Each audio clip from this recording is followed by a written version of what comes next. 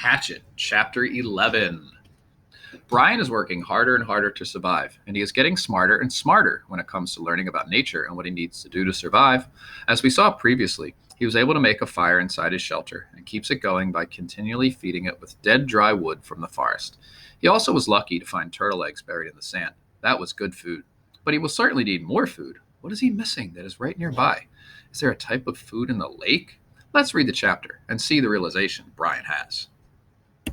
So picking up from page 103. There were these things to do.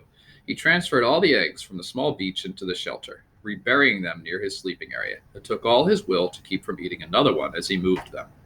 But he got it done, and when they were out of sight again, it was easier. He added wood to the fire and cleaned up the camp area. A good laugh, that, cleaning the camp. All he did was shake out his windbreaker and hang it in the sun to dry the berry juice that had soaked in, and smooth the sand where he slept. But it was a mental thing. He had gotten depressed thinking about how they hadn't found him yet. And when he was busy and had something to do, the depression seemed to leave. So there were these things to do. With the camp squared away, he brought in more wood. He had decided to always have enough on hand for 3 days, and after spending one night with the fire for a friend, he knew what a staggering amount of wood it would take. He worked all through the morning at the wood, breaking down dead limbs and breaking or chopping them in smaller pieces, storing them neatly beneath the overhang. He stopped once to take a drink at the lake, and in his reflection he saw that the swelling on his forehead was nearly gone. There was no pain there, so he assumed that had taken care of itself. His leg was almost back to normal, although he had a small pattern of holes, roughly star-shaped, where the quills had nailed him. And while he was standing at the lake shore taking stock, he noticed that his body was changing. He had never been fat, but he had been slightly heavy, with a little extra weight just above his belt at the sides. This was completely gone, and his stomach had caved into the hunger, and the sun had cooked him past burning, so he was tanning. And with the smoke from the fire, his face was starting to look like leather. But perhaps more than his body was the change in his mind, or in the way he was becoming. I am not the same, he thought. I see, I hear differently. He did not know when the change started, but it was there. When a sound came to him now, he didn't just hear it, but would know the sound. He would swing and look at it, a breaking twig, a movement of air, and know the sound as if he somehow could have his mind back down the wave of sound to the source. He could know what the sound was before he quite realized he had heard it. And when he saw something, a bird moving, a wing inside a bush, or a ripple in the water, he would truly see that thing, not just notice it as he used to notice things in the city.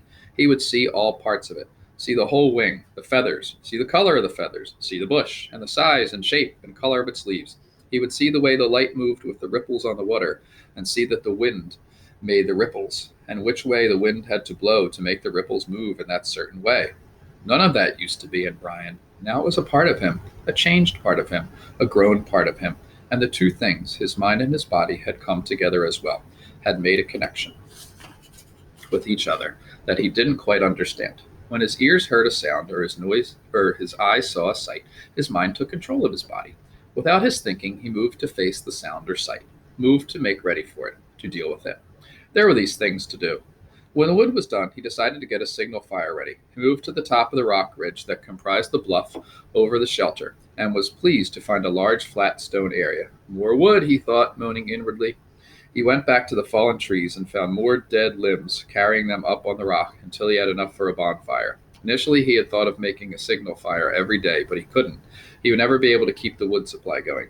So while he was working, he decided to have the fire ready, and if he heard an engine, or even thought he heard a plane engine, he would run up with the burning limb and set off the signal fire.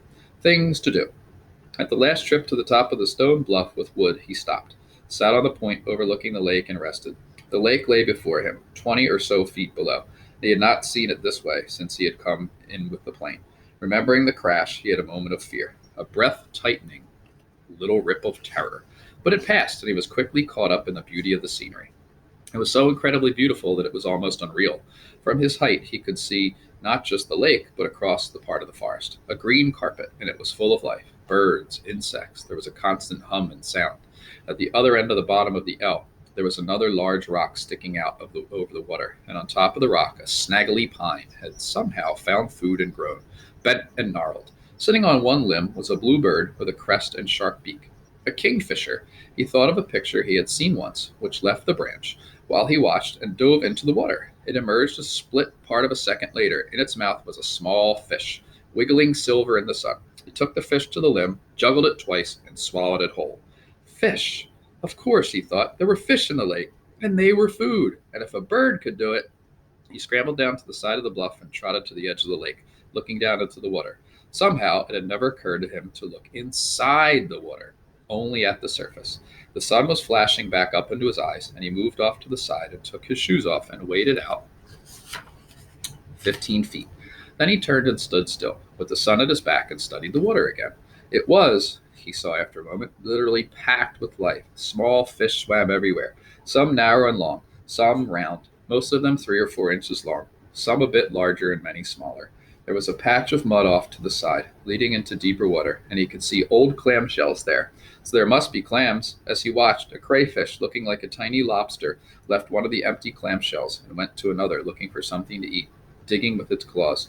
While he stood, some of the small roundish fish came quite close to his legs, and he tensed, got ready, and made a wild stab at grabbing one of them. They exploded away in 100 flicks of quick light, so fast that he had no hope of catching them that way. But they soon came back, seemed to be curious about him as he walked from the water. He tried to think of a way to use that curiosity to catch them. He had no hooks or string, but if he could somehow lure them into the shallows and make a spear, a small fish spear, he might be able to strike fast enough to get one. He would have to find the right kind of wood, slim and straight. He had seen some willows up along the lake that might work, and he could use the hatchet to sharpen it and shape it while he was sitting by the fire tonight. And that brought up the fire, which he had to feed again. He looked at the sun and saw it was getting late in the afternoon. And when he thought of how late it was, he thought that he ought to reward all of his work with another egg. And that made him think that some kind of dessert would be nice. He smiled when he thought of dessert, so fancy. And he wondered if he should move up the lake and see if he could find some raspberries. After he banked the fire, and while he was looking for the right wood for a spear, spearwood, he thought, and it all rolled together, just rolled together and rolled over him. There were these things to do. So Brian is more observant now, and he realizes that he can find fish in the lake, but he has to have a way to catch them. So he's going to go out to try to find the right wood to make a kind of fish spear, kind of like the picture you see here.